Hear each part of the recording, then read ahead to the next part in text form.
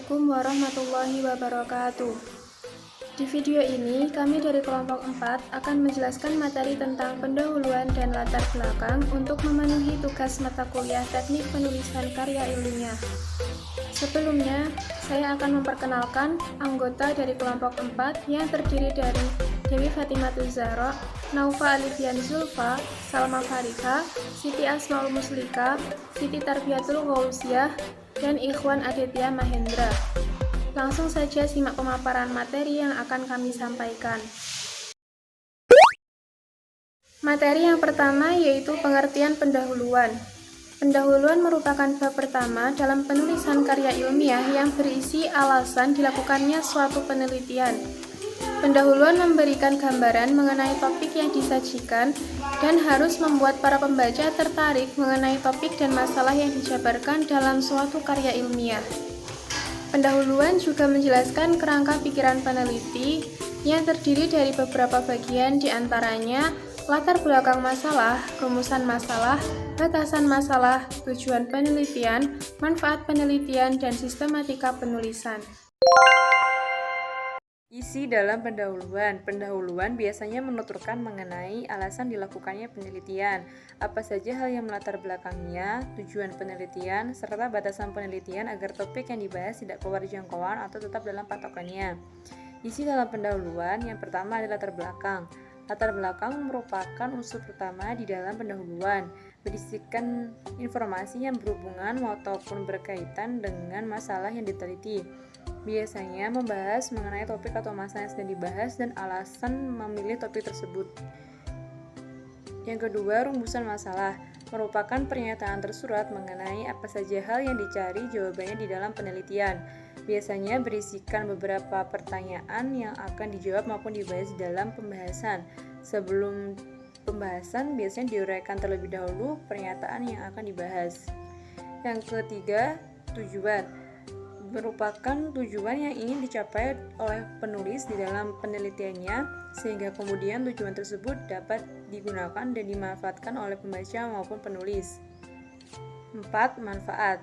Manfaat termasuk dalam bagian terakhir di dalam pendahuluan. Manfaat dalam penelitian harus tercantum di dalam pendahuluan karena digunakan untuk menyampaikan kegunaan serta manfaat bagi penulis maupun pembaca dengan diadakannya penelitian. Beberapa cara untuk membuat pendahuluan. 1. Tentukan alasan.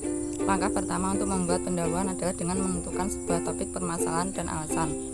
Untuk alasannya bisa kita lihat dari kenapa topik ini penting, menarik, dan berkualitas untuk dibahas.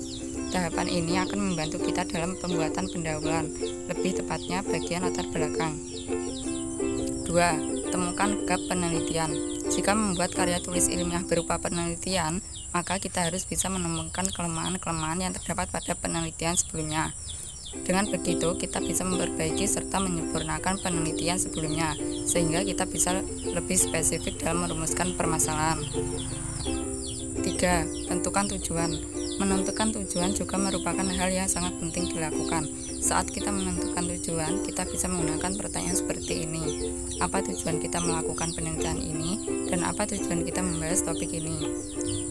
4. Mulai menulis pendahuluan. Setelah ketiga poin di atas terpenuhi, kita bisa mulai menulis pendahuluan dengan menuliskannya secara urut, mulai dari latar belakang, rumusan masalah, dan seterusnya. 5. Cek relevansi antar bagian. Langkah terakhir yang kita lakukan adalah mengecek keterkaitan antar bagian-bagian. Cek bagian judul, latar belakang, rumusan masalah, dan seterusnya. Jika menemukan kalimat yang kurang sesuai, maka sesegera mungkin diperbaiki.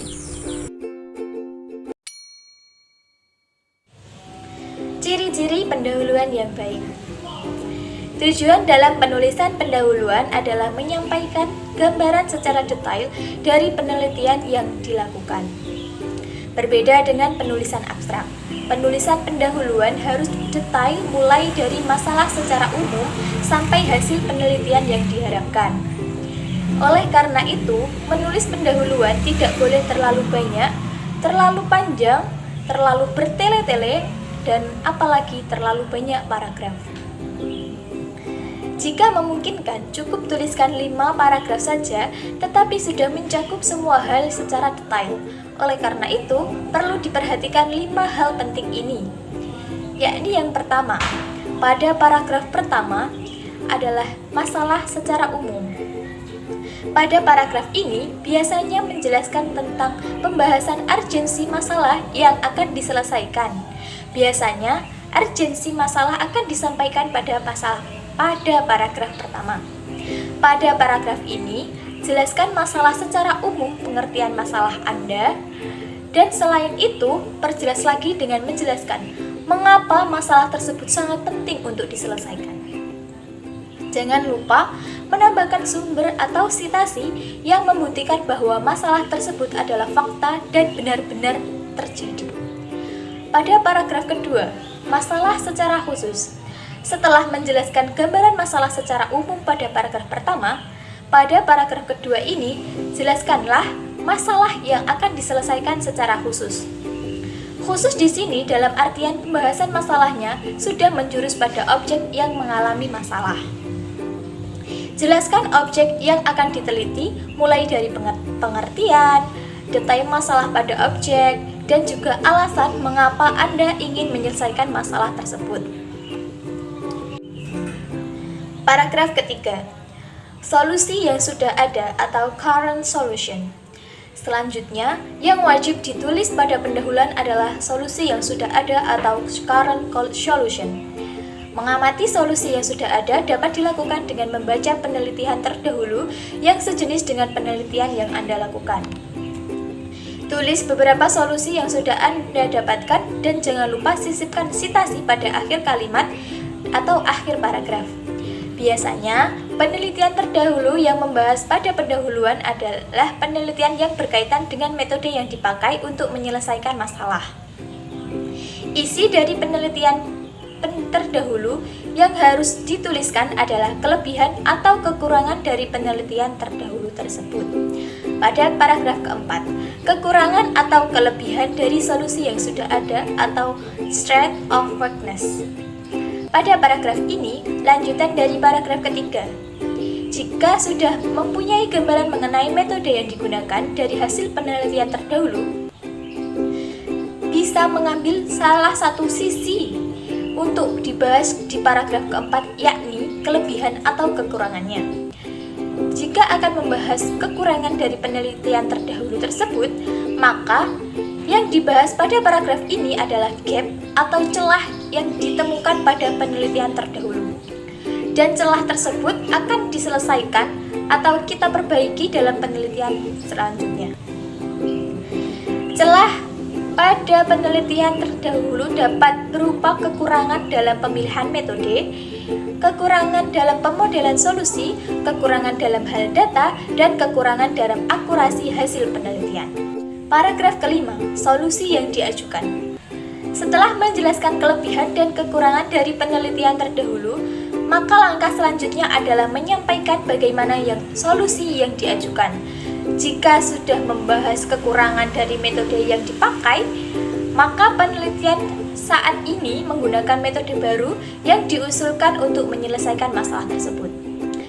Jika membahas kelebihan dari penelitian terdahulu, maka penelitian Anda saat ini adalah memakai metode yang sama untuk menyelesaikan masalah pada objek penelitian tersebut.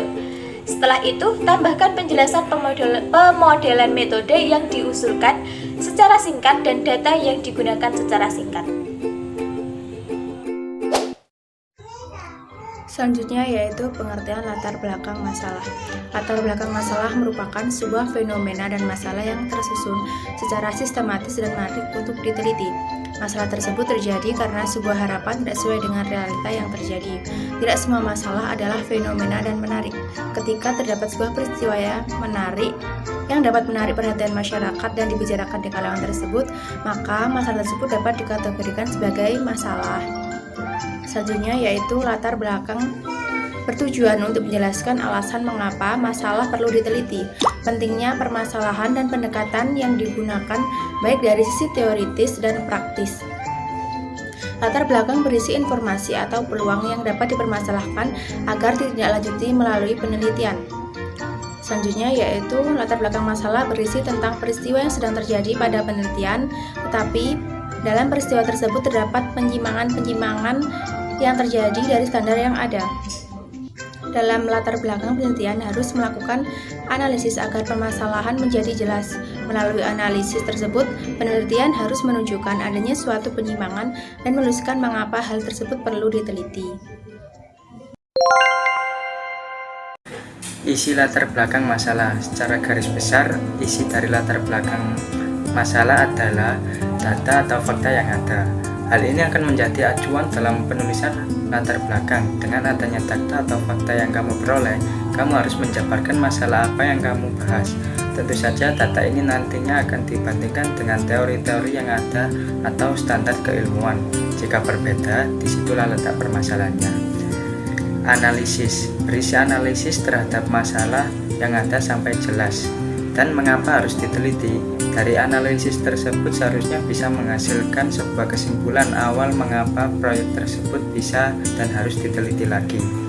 Menurut beberapa ahli, yakni yang pertama menurut Sugiono yang menjabarkan bahwa latar belakang masalah berisi tentang sejarah, alur, dan peristiwa yang sedang terjadi pada proyek penelitian. Namun dalam proyek penelitian tersebut benar-benar ada masalah atau penyimpangan-penyimpangan yang bisa dilihat dari standar keilmuan atau peraturan yang ada. Karena adanya penyimpangan dan ketidakberesan tersebut, kemudian sebuah proyek penelitian bisa untuk diteliti. Sedangkan menurut Husain Umar yang menyebutkan bahwa isi latar belakang masalah adalah sebuah informasi tentang suatu masalah atau peluang yang dapat dipermasalahkan agar ditindaklanjuti lewat penelitian, termasuk hal-hal yang melatar belakanginya.